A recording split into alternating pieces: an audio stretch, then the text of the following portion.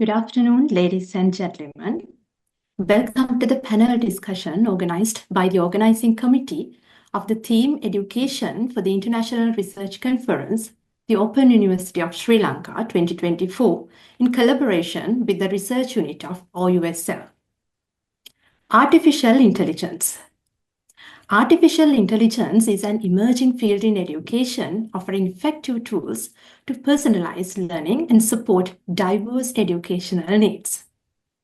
So, our panel discussion today is on generative AI in open, flexible, and distance learning. First of all, I cordially invite Professor F.M. Namasthine, Professor in Secondary and Tertiary Education, and the convener of the theme Education in IRC OUSL 2024, to formally welcome you all. Dear sir, over to you. Thank you, Ms. Rasini. Good afternoon, everyone. It is my privilege to welcome you all to this insightful panel discussion on behalf of the International Research Conference of the Open University of Sri Lanka, IRC 2024. As the convener for the theme Education, I am delighted to see such a distinguished gathering of experts, scholars, and professionals here today. The theme of our discussion, Generative Artificial Intelligence in Open, Flexible, and Distance Learning, touches upon a transformative force that is reshaping education as we know it. As advocates of open and distance learning, it is crucial that we explore not only the potential, but also challenges of generative artificial intelligence in enhancing and expanding educational opportunities. I would first like to extend a warm welcome to our well-known panelists. We are honored to have here with us today Dr. Mark Nicholas from the Open Polytechnic, New Zealand, who will share insight on artificial intelligence as a charging elephant. Dr. Ramesh Sharma, editor of Asian Journal of Distance Education, who will discuss the quality of content in generative artificial intelligence. Dr. Chrissy Naransi from University of Leeds, United Kingdom, who will relate it to as unhealthy generative artificial intelligence narratives in higher education, shortcuts, cheating, and policy. And Dr. Aras from Anthology University, Turkey, who will explore ownership, co-authorship, and transparency issues in artificial intelligence. I would like to welcome you all to this panel discussion. We are also fortunate to have Senior Professor 𝐚𝐧𝐝 𝐃𝐢𝐬𝐭𝐚𝐧𝐿, Senior Professor in Education Technology at the Faculty of Education, the Open University of Sri Lanka, as our session moderator. Her expertise will be invaluable in making today's discussion a highly insightful one. Welcome, Professor. A warm welcome as well to all our participants, whether you are joining us as a researcher, educator, or a student. Your engagement is vital to this conversation. Thank you very much, sir. Now, I cordially invite Senior Professor Shironika Karunanayaka, Senior Professor in Educational Technology, and the moderator of this panel discussion, to introduce the panelists and to continue the panel discussion. Dear Madam, over to you. Thank you very much, Sandamali, and thank you, Professor Namasthine. Good day, everyone. Welcome to this panel discussion on generative artificial intelligence in open, flexible, and distance learning. So the emergence and rapid evolution of general artificial intelligence, or Gen AI, is making a significant impact on education and especially on higher education. So with all these opportunities as well as the challenges, we see that there's a crucial need for teachers, learners, and researchers, educators, everybody to engage in a critical conversation around this topic. So this panel discussion will address various issues associated with Gen AI in education, focusing on several important aspects as mentioned by Professor Namasthine. So today we have 4 eminent experts from 4 different countries and 4 different time zones as well, participating as panelists in this event, accepting our invitation. So I'm extremely thankful to all of you for very kindly accepting our invitation and being with us here today to share your experiences and insights with us. So before we commence the panel discussion, let me briefly introduce each of the panelists. I'm going to very briefly introduce each of them because of the time. So Dr. Mark Nichols, he's the Executive Director of Learning, Design and Development of Open Polytechnic, Aotearoa, New Zealand, and President of the International Council for Open and Distance Education, ICDE. He is also an Eden Fellow and current Commonwealth of Learning Chair. Mark has held various senior roles, including Director of Technology Enhanced Learning at the Open University, UK. His work focuses on institutional operating models, learning design, and ODL futures. In November 2025, he will co-host the 30th ICDE World Conference in Wellington, Aotearoa, New Zealand. Welcome, Mark. Dr. Aras Bozkurt is a researcher and faculty member at Anadolu University, Turkey. With MA and PhD degrees in distance education, Dr. Bozkurt's work focuses on empirical studies in areas such as distance education, online learning, network learning, and educational technology. He is also interested in emerging research paradigms, including social network analysis, sentiment analysis, data mining, and integration of artificial intelligence technologies into educational processes in the axis of human-machine interaction. He is the editor-in-chief of Open Praxis, an Asian journal of distance education, and associate editor for several prestigious journals. Welcome, Aras. Right. Then Dr. Chrissy Niralsi is a professor in creative and open education in the School of Education, a senior lead of the Knowledge Equity Network, and the academic lead for Discover and Explore at the University of Leeds in the United Kingdom. Her research interests are in creativity, open and boundary crossing, collaborative learning.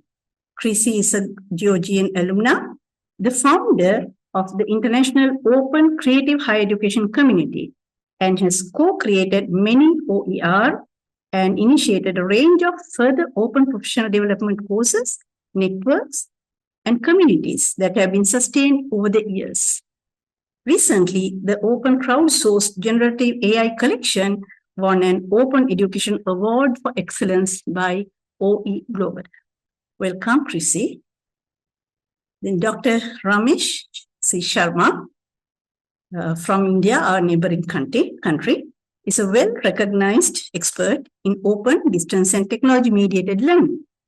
His professional roles include being former director of the Commonwealth Educational Media Center for Asia, 𝐚𝐧𝐝, former regional director of Indira Gandhi National Open University, IGNOU, India, and director of distance education at the University of Guyana, South Africa, and various other academic positions held in India, Brazil, Peru, Fiji, and Malaysia. He has served on the advisory group on human resources development for the UN Conference on Trade and Development, UNCTAD, Geneva, Switzerland.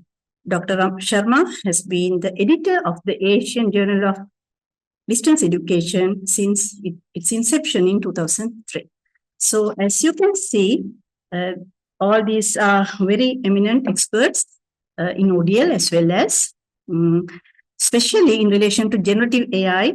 They all have researched, published, and engaging in very critical conversations continuously. So I am very happy to have all of you here.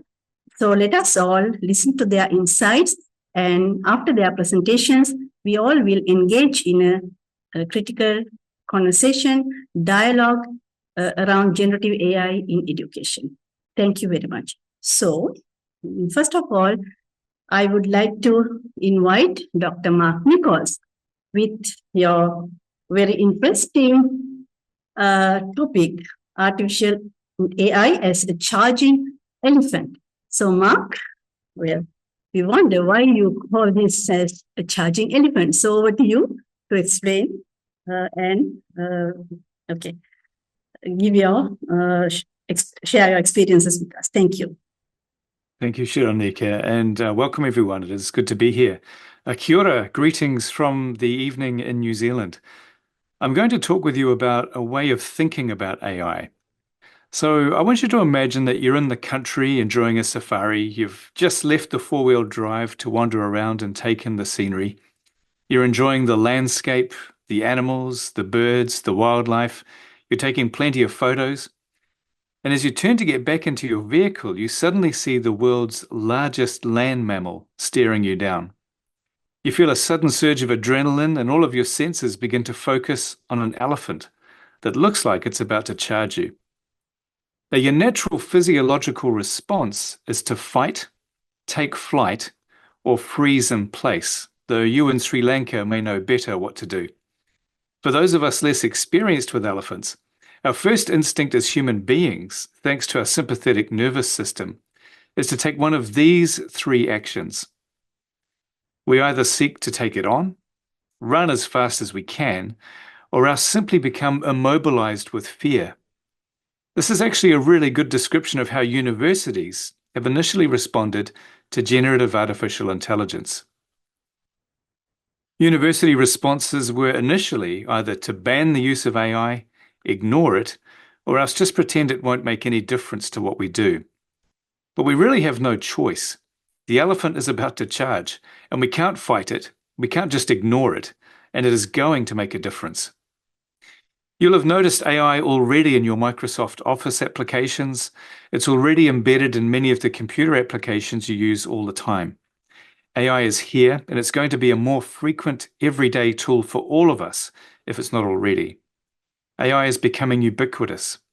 We can already make music, create movies, prepare images, summarize and develop documents, and even dialogue with AI on our phones. The technology is developing at a rapid pace, and it's becoming more and more accessible and powerful. So what do we do? Well, we simply must respond because AI is very much unlike anything we've ever had to confront before in education. It's not like something additional is just taking place to teaching and learning. AI is a game changer. In 2019, Coburn, Henderson, and Stern described AI as an invention of a method of invention. In other words, AI doesn't just improve on what we do now, it enables us to do entirely new things. It's not like a new model of car or just the latest iPhone. It's not just the latest of a type. It's like an entirely new way of traveling, an entirely new way of communicating, opening up entirely new possibilities. AI is also a general purpose technology, so its use is extremely broad. It's enabling the sorts of changes brought about by steam power, electricity, and information and communications technologies in their day. Each of these has revolutionized society, making entirely new things possible across entire populations.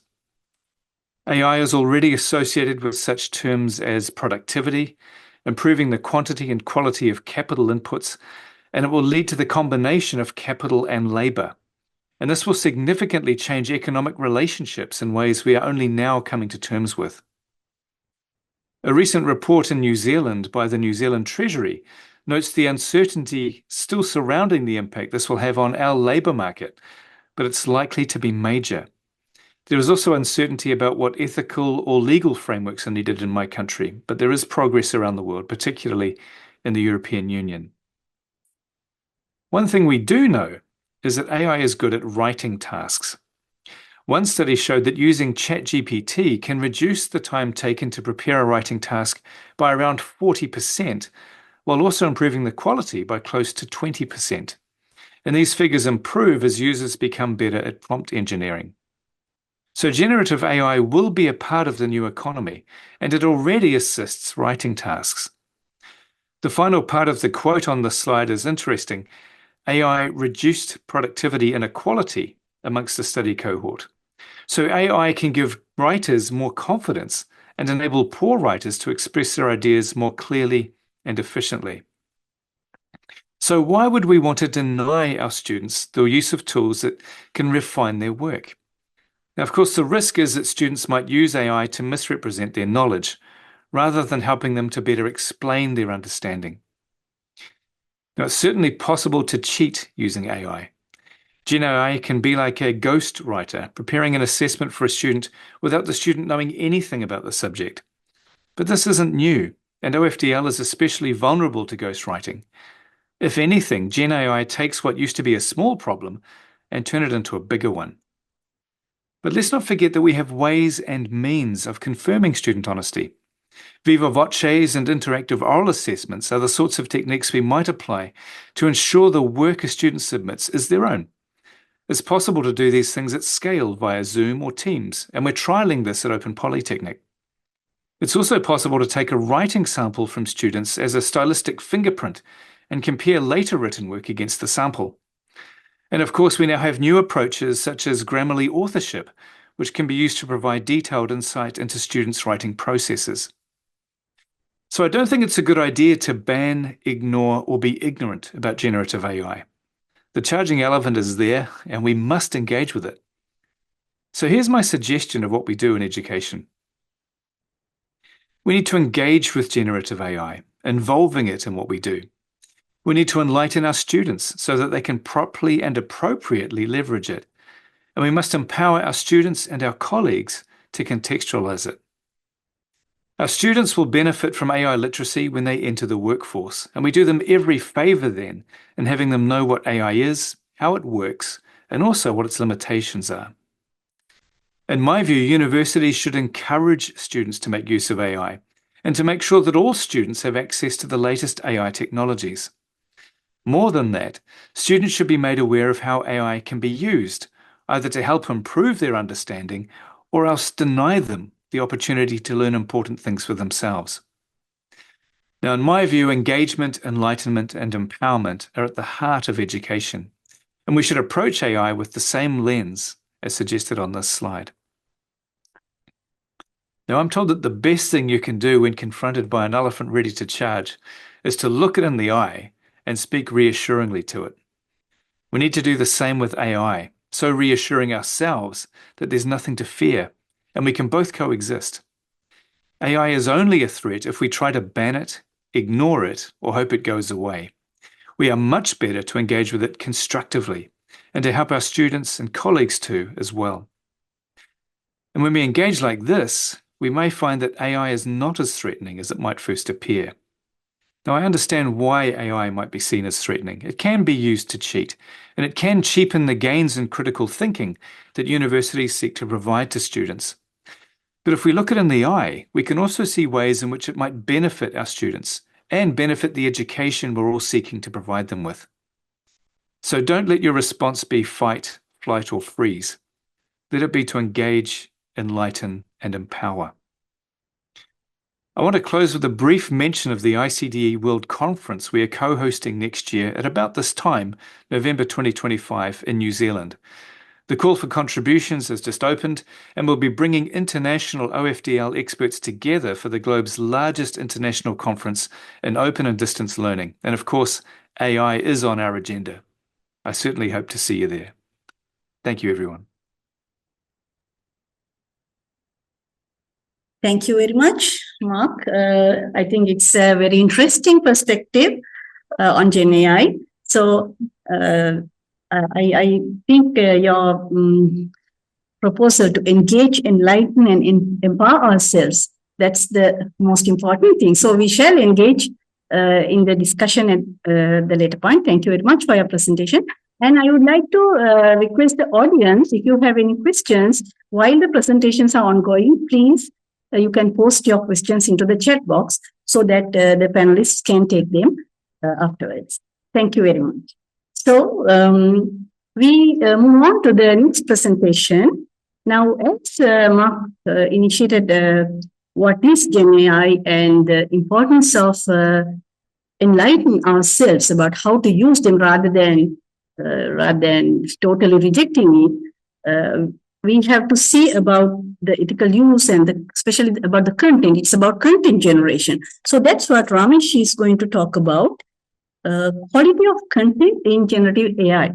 So over to you, Ramesh. Dr. Ramesh Sharma will talk about quality of content. Over to you, Ramesh. Okay, thank you, Professor Shironika. Hello, friends. Good afternoon, everyone. I'm going to discuss something related to quality of content in generative AI.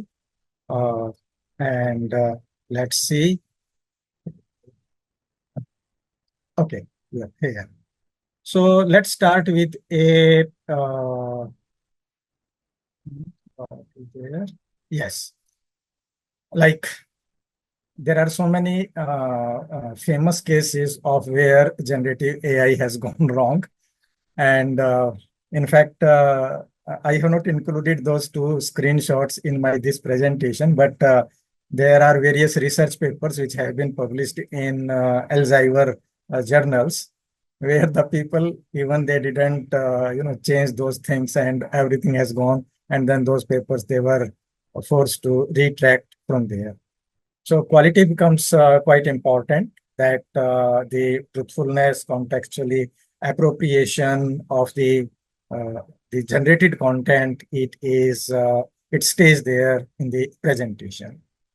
Little bit about, although Professor Mark has very beautifully explained about AI and generative AI.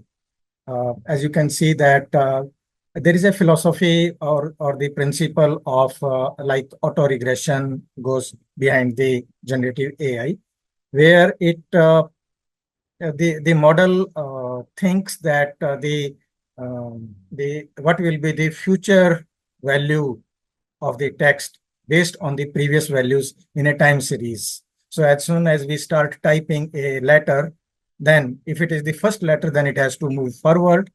And then when we are on the next letter, then it goes back and forth and keeps on, and that is very high speeds. So this is on a bit about how the generative AI works, that how it generates the content with that.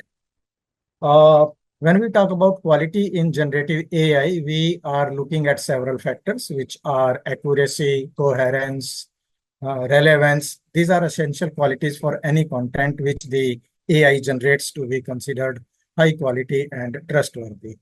So let us see some of them, like the accuracy and truthfulness. They are fundamental. High quality content should be factually correct and devoid of hallucinations. Believe you me, those of us who are using ChatGPT, and if we ask it to create references, it can beautifully create in all the formats, APA or Chicago or whatever it is. They may not be absolutely non-existing. So completely fake like that. That's why the Perplexity and other LLMs, that for that matter, they have got better prestige in that. So truthfulness. And the high quality AI generated content should align with the topic and avoid contradictory information within the same output. And this ensures a smoother experience for our users, and it builds their trust in the AI system. Oh, yes. Then another thing is the potential for the originality and creativity. High quality content demonstrates novel insights or unique perspectives. And while artificial intelligence draws on the learned patterns, trends, and therefore these things, they are being modified now with the innovations in AI architecture, because it can enhance its ability to provide original and creative outputs. Similarly, the usefulness and the relevance, it's means they should meet the specific need of our target audience. So the importance of high quality content, it is very critical to building trust and credibility in the field. And as these AI applications, they keep on expanding, the demand for reliable content, it grows. And so in a way, we can say that the quality is non-negotiable. And let us see some of the challenges which we face while achieving that. From hallucinations to biasness, these challenges, they need targeted strategies and a commitment to continuous improvement. So hallucinations, it is one of the biggest quality challenge. As we say, quality content. So it is one of the, it occurs when the models, they generate fabricated or misleading content. And this often stems from the biased training data or architectural flaws from there. Therefore, addressing this issue, the issue of hallucination, it's important to ensure that our content remains credible and useful. Then the generative AI can only work with the data it is trained on. Means nowadays, through the machine learning and deep learning thing, there are many models they are being developed. But basically, it is the data on which it is trained. This means that the factual accuracy is limited by the scope and the quality of that data. So regular model updates and diverse data sources, they are key to minimizing these limitations. This is very famous image on the internet about the biasness. It can lead to unfair or even harmful content. Means dealing with these diverse data sets and the fairness of the training models needs to be ensured so that the generated content is equitable and free from harmful biases. For AI to be the content generated using AI to be of the high quality, this coherence and logical consistency, they are important, very crucial. The AI systems must produce content which is logically aligned from start to finish. It has a logical sequence to that, and it involves refining the AI capabilities to remember and integrate previous context on what it has been working on and it is dealing with there. Therefore, this creativity and originality can be increased by training on diverse and high quality data sets, because it will enhance its capability to offer fresh insights and new approaches and within the familiar topics from there. So the usefulness and the relevance, they measure the real world value of our AI content. High quality output should always prioritize what the user needs and making it as practical and as applicable as possible from there. So the AI generated content, in terms of its quality, it should resonate emotionally with the users and fit the context. So by understanding the audience emotions and context, we can generate more impactful and appropriate responses. The question comes that how we can evaluate. Very interesting thing has happened in India within this week. There is a student, he is studying in a university near New Delhi, and he wrote his examination, and the university failed him, saying that his content is around 80% AI generated. And he has gone to the court, High Court.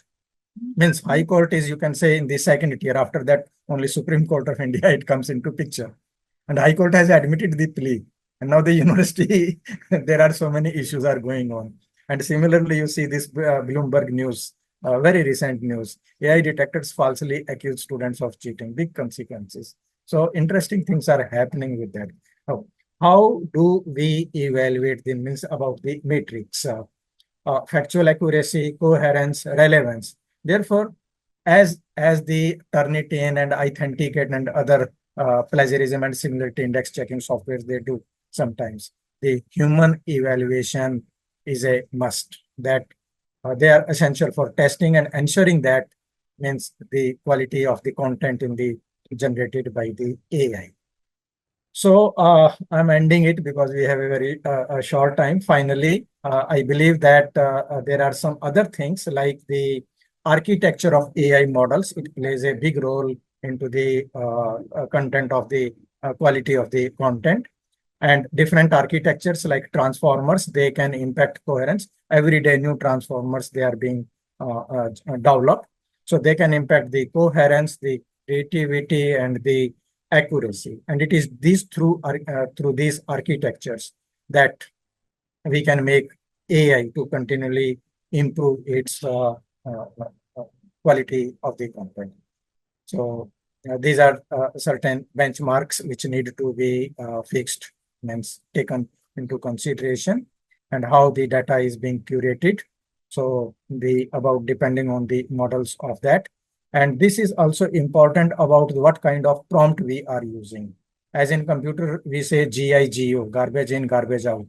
So a poor prompt will generate poor response by the. So we need to be mindful of this. And this prompt engineering is emerging as a very bright field. Means many opportunities. In fact, even the industry people, when they are conducting their interview, they have started asking the people that what is your level of prompt engineering. So then I have already talked about the ethical considerations. Thank you so much.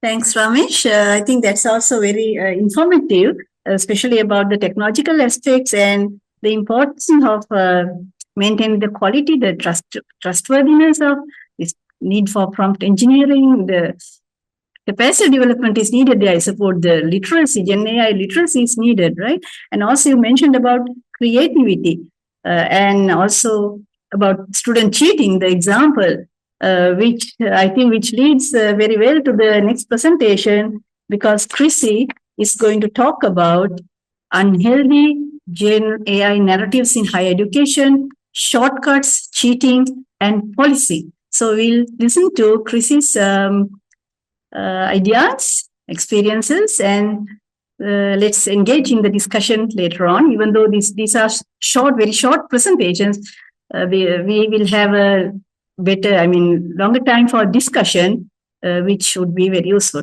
Okay, thanks, Ramesh. So, Chrissy, now it's over to you.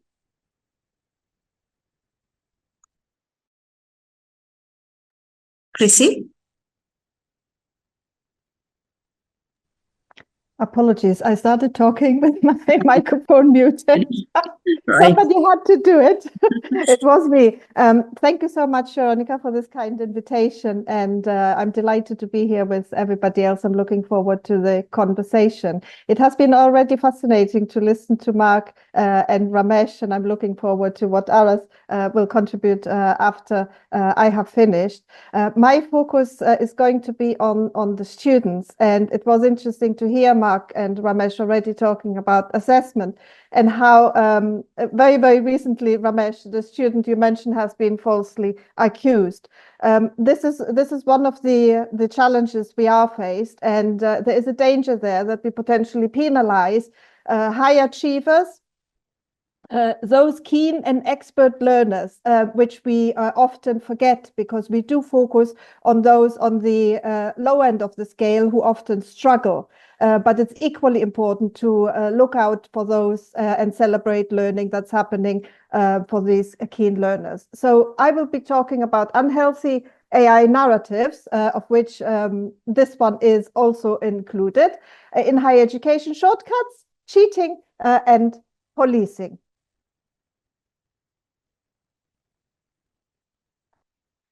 So let's have a look. Shortcuts. I don't think so. But I'm going to see, and I'm going to think about my students. And also, I'm a student actually myself, so I'm in danger of being accused of doing shortcuts, cheating, or what is the role of policing in this. So I'm very much open to students experimenting, and I'm going to share with you where I base that on. So let's have a look at one of these in sequence.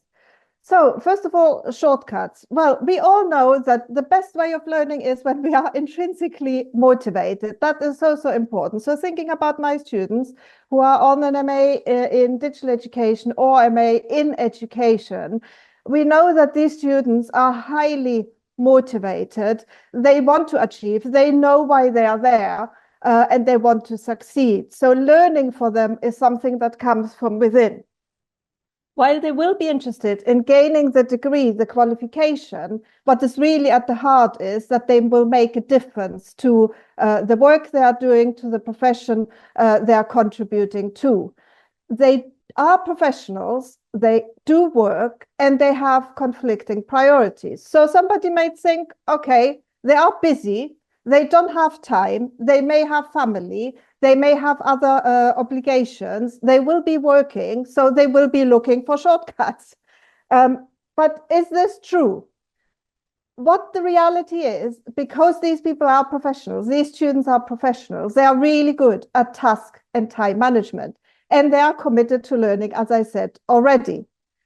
But they also want to apply that learning. So that learning is very much integrated into what they are doing, into their everyday job, into what they want to achieve. So because they are professionals, because they have often more life experience as well and work experience, they will know where to seek help, but they may not always admit it. So reaching out to generative AI may and does provide, I have seen it in my students, I have seen it in myself as a student as well, they will reach out to various ways of getting that support. Now, we know, and there has been studies many years ago, they started from phenomenographic studies about surface and deep learning, and then strategic learning was added, that we all learn in different ways depending on the situation. That is really important to consider and not put any student, any learner in a particular box and say, this is a surface learner, this is a strategic learner, etc. We all do it depending on a specific situation we are in. That will also mean that at some points we will, for gaining momentum, for speeding up the process, reach out to generative AI, that new tool that we have available for all of us.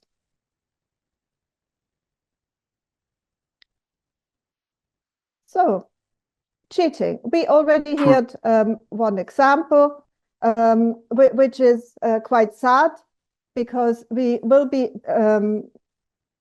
damaging trust relationships, and we do know that learning is relational.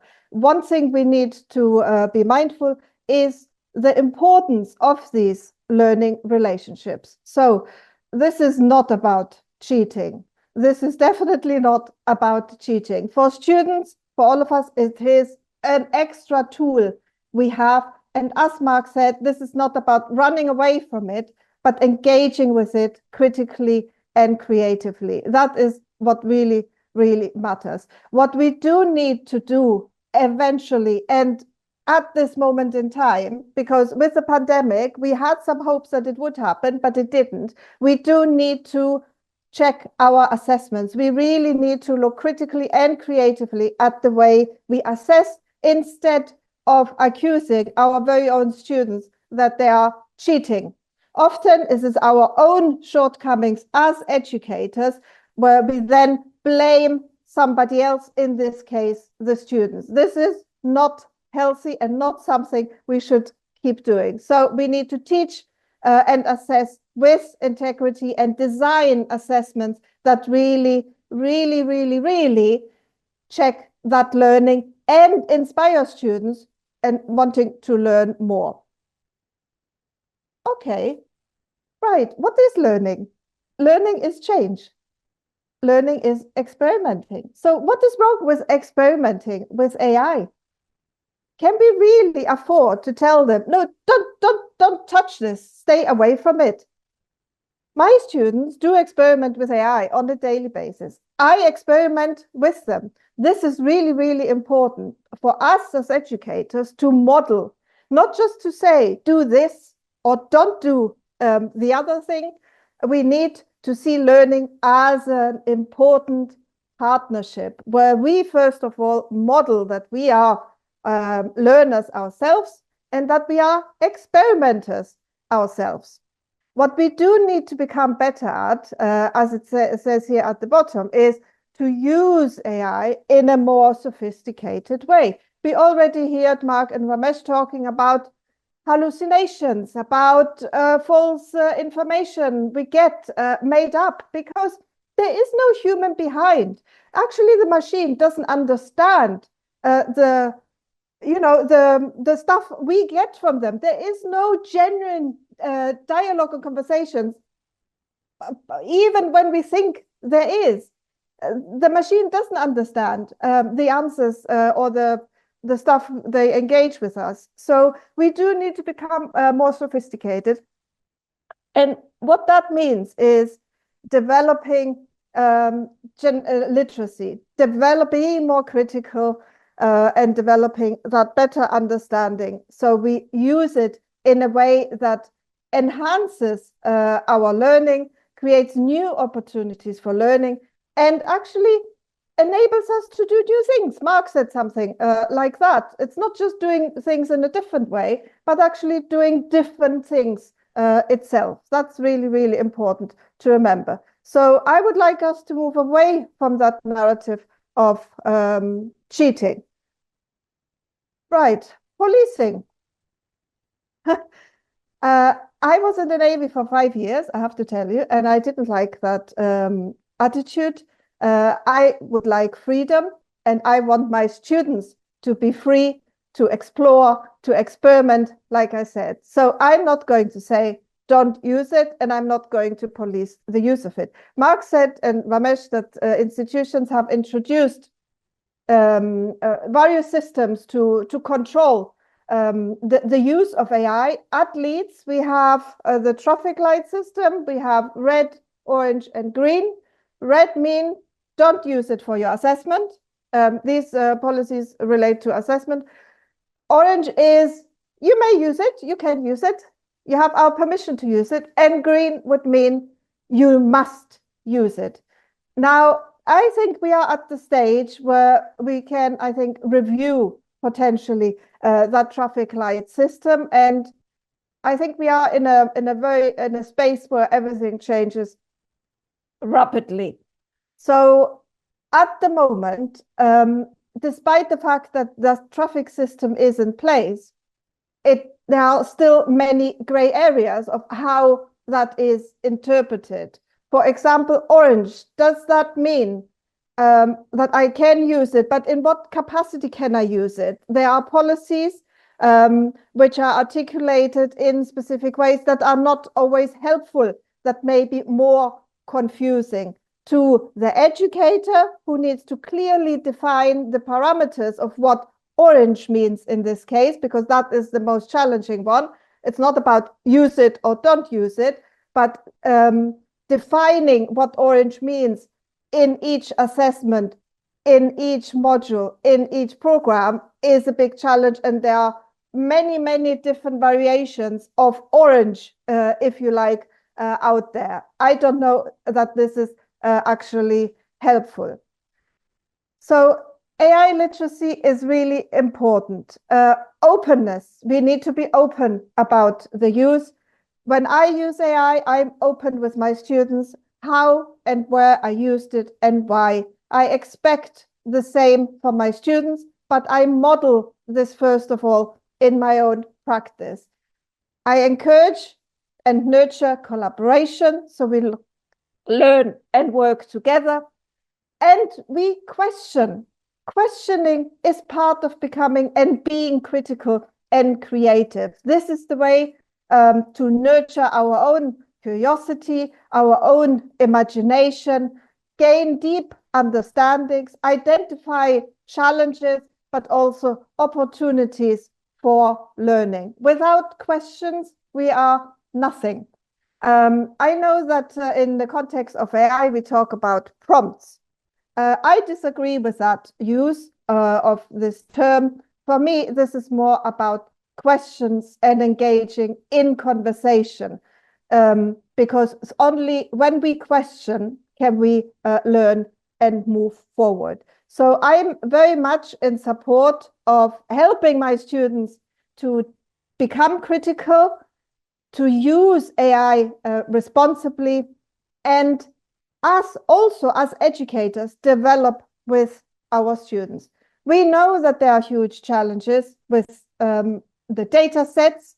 We know that there is no transparency where that stuff comes from we don't know how the data is harvested, who owns that data, what is excluded, because if we talk about inclusion, there's also excluded, what voices are there amplified and what voices remain or are silent and not included in the data. Where is equity? What about trust in that whole system, but also sustainability? All these are some of the big concerns. And as an open educator, I have to admit, an open researcher, I feel very uncomfortable that I don't know where that data is coming from. I don't know how I can credit the sources, how and if that material, that data has been used with permission. We know that this is not often the case. And I think there is a need to rethink what goes into the system in a more open and transparent way, also acknowledging the excellent work that has been done by many in the field of open education. I think that is a moment for open education to shine, also in the light of generative AI and sustainability going forward. So we do need AI literacy, but also, as Helen Beetham said here, AI resilience. I think what is important to engage with generative AI that is values driven. Just to mention that from the beginning of the big boom that happened since November 22 with ChatGPT coming on the market for all of us to try experiment and feed that monster or elephant, if you like, with our data, but also then enabling us to experiment for free. We have been crowdsourcing ideas from educators from different parts of the world and many students. So have a look. These are openly licensed and available to all. You see this in international collaboration with colleagues from different parts of the world who have genuinely and generously shared their insights into their experiments.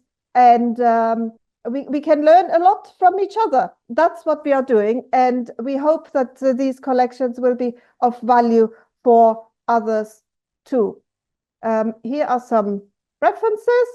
And very recently, I just read that a post from Maha Bali, who talks about, is transparency enough? In open education, we talk about transparency, but what type of transparency, and is that enough? So an interesting article for anybody to read. And I'll finish here, I think.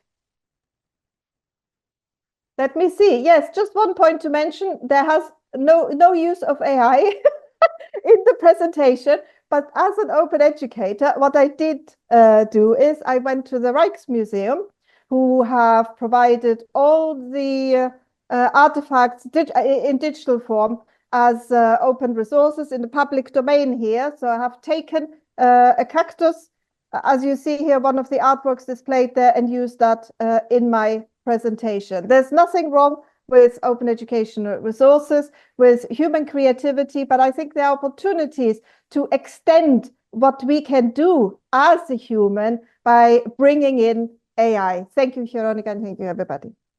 Thank you very much, Chrissy. I think within the short time, you gave a lot of food for thought, especially in relation to dealing with students with your own real world experiences. I think that's very useful for all of us, because we are all struggling with these challenges, how to deal with this, so-called cheating, and how to, your green light, your traffic light system seems interesting. So there are a lot of things. I'm sure the audience will have questions for us to discuss.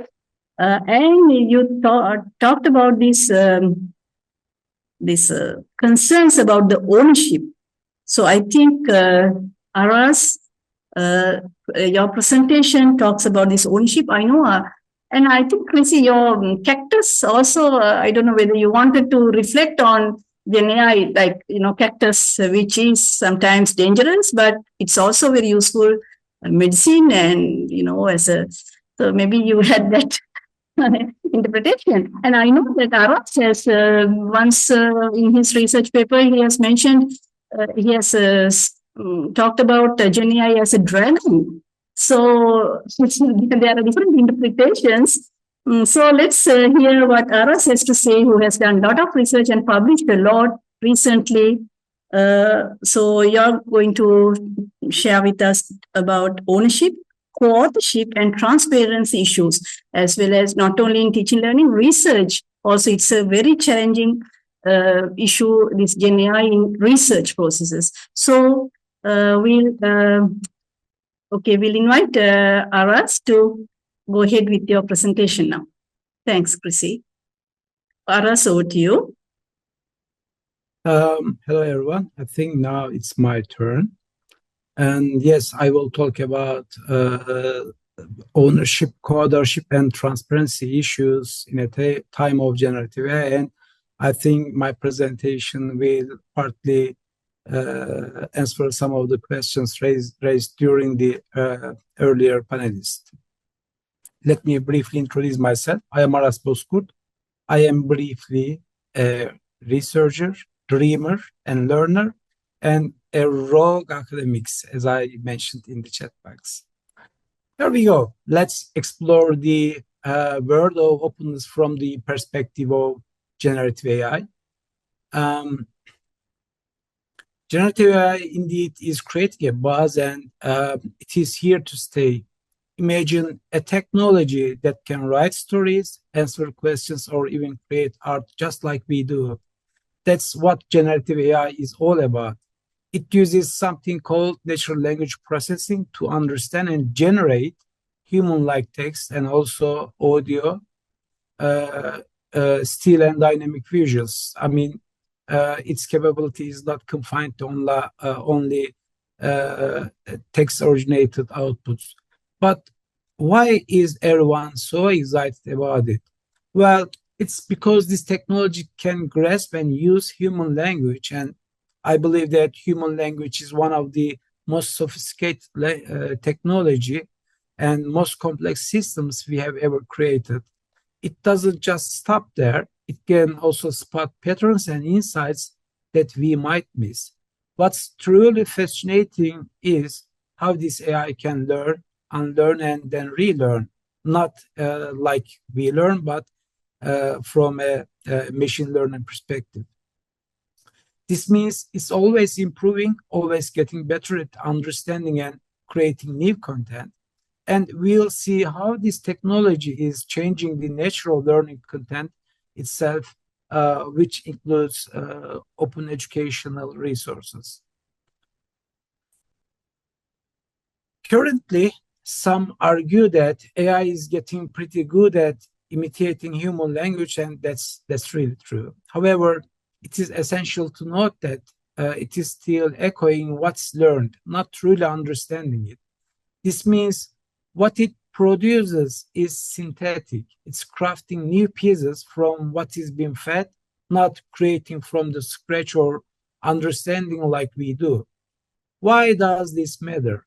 As we dive into the world of open educational resources and practices, we are starting to blend human-made, in other words, organic and AI-generated, that is synthetic content. I know Chrissy don't like the word content, but we can also call them as learning materials. This mix raises big questions. How do we use this technology responsibly? How do we ensure the quality and authenticity of what we are learning and teaching? As we blend AI with open educational resources, indeed, we are on the edge of a revolution.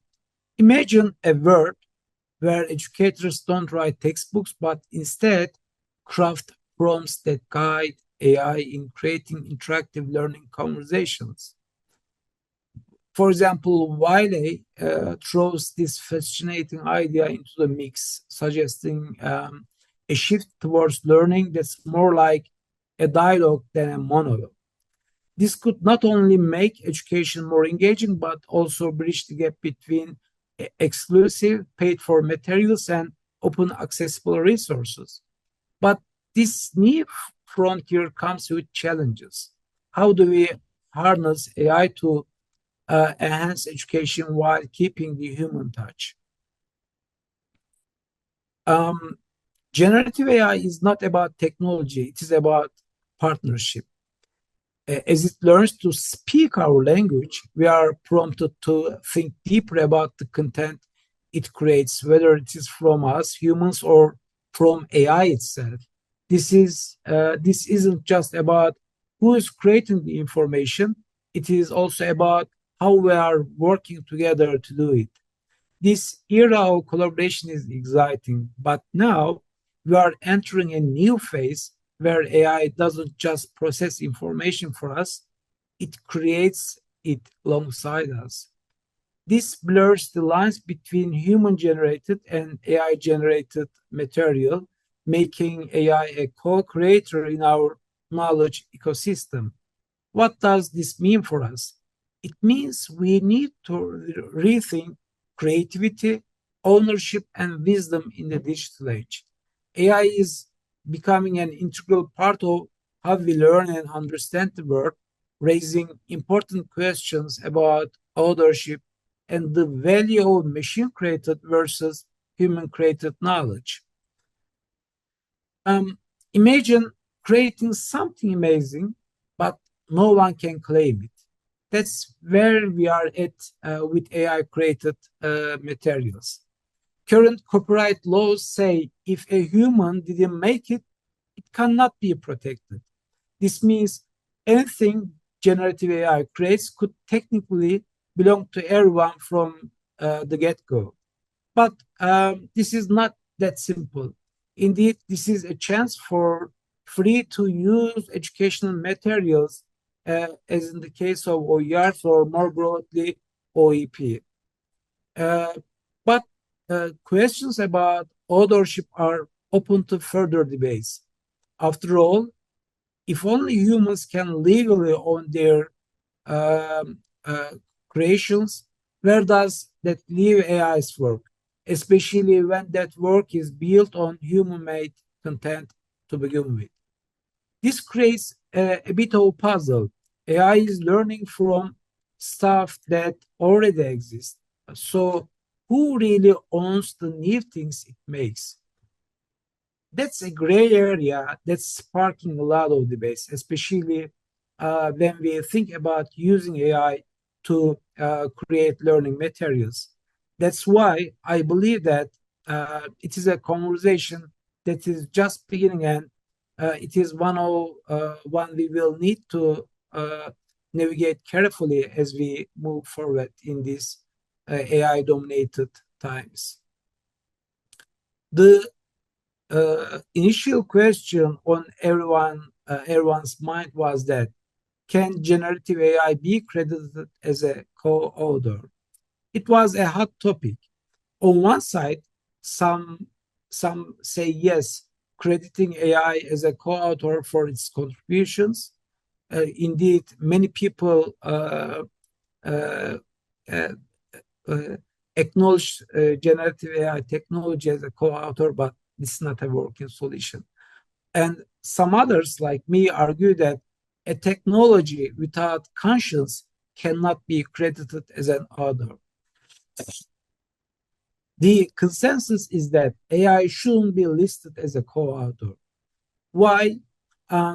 Because authorship comes with responsibilities like accountability for what's written and the ability to stand by your work. Besides, it can take responsibility or participate in the intellectual discourse that follows publication. So while AI is revolutionizing how we create, the debate on its role in authorship stresses the need for clear guidelines that recognize human effort and accountability.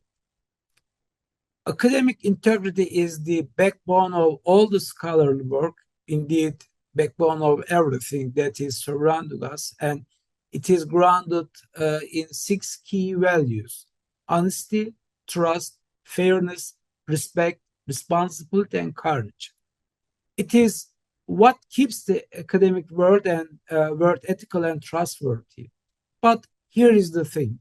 With AI in the mix, maintaining honesty and trust in education is more challenging than and critical than ever. AI can be a tool for learning or a temptation for shortcutting. Balancing its benefits with ethical use is our next big challenge. How do we do that? My suggestion would be by being transparent about AI's role in our works. Transparency is key. Whether AI helped us brainstorm, write, or analyze, we need to be clear about where its work ends and ours begins. This isn't just about honesty, it is about ensuring that our work remains meaningful and original. To address this issue, I propose academic integrity and transparency in AI-assisted research and specification framework for acknowledging and disclosing the use of generative AI in scholarly writing to maintain academic integrity, transparency, and ethics. Whether it's contributing directly, assisting generally, or playing a role in specific sections, idea development, editing, data analysis, or even in code generation. In this framework, key is to ensure that the final oversight and ethical responsibility remains central. This framework encourages a fair acknowledgement of AI's role, fostering integrity and transparency in academic writing. Indeed, this conversation is just beginning. By critically engaging with the potential of generative AI in OER and OEP, we aim to advance a deeper understanding and spur ongoing research and dialogue. Our goal is to leverage AI responsibly and creatively, contributing to a more inclusive and innovative educational future. However, here is the million-dollar question. In the future of academic content creation or academic material creation, who leads and who follows? Will AI serve as a mere tool, or will it become a central creator, making humans the et al. In the story of progress? The choices we make now, viewing AI either as a tool or to serve us or as the ultimate goal, will shape this journey. Thank you. That was end of my questions. I am happy to answer questions. All right. Thanks, Aras. I think that's interesting whether we'll be writing Gen AI at all. So we had a very fruitful discussion on this emergence of generative AI and its very rapid evolution, even though it's still 2 years. I didn't realize. I mean, that's a very good point. Still, it's 2 years. And it's so rapidly, it's moving so fast, growing so fast, we never know what will happen in the future. So we talked about the ethical and responsible use of generative AI, the content, the quality of content, and how to manage and the creative use, how our role as educators in education and higher education, especially in the open and flexible distance learning situation, and our role as researchers, teachers, learners, educators, researchers. Everybody has a responsibility, and I think we all need to develop our Gen AI literacy. I hope this today's session motivated you, or our audience, the participants, stimulated you to seek more about, experiment with this tool and develop our capacities. I think professional development is essential for us as educators, so that we can meaningfully use these tools, use this technology with our students. And as I think Tracy mentioned, to learn from students as well, being co-learners. students, because sometimes students might be far ahead than us. So the need for professional development and also the need for institutional policies, frameworks and guidelines. I think that's very, very important aspect for all of us to consider. So I take this opportunity to thank all these, the official vote of thanks will come, but personally, I really appreciate all four panelists who have very kindly accepted my invitation. I know you're all very busy. Still, I am very glad. This has been a very insightful event for all of us. So thank you so much for joining with us today and sharing your insights.